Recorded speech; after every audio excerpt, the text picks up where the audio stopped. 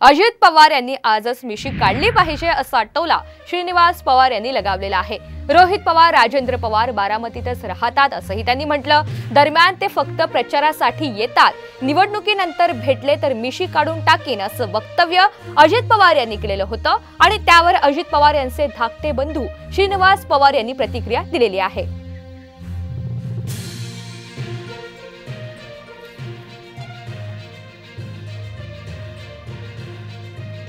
कधी बारामती तालुक्यामध्ये रस्त्यांची कामं एवढी झाली नाही, तेवढी रस्त्यांची कामं या 5 वर्षात केली की नाही।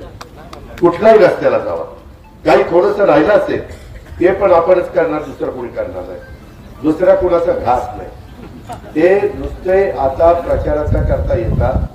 7 तारीख होऊ द्या, त्याच्यात एक माणसा लाला तुम्हाला भेटायला चाललंय।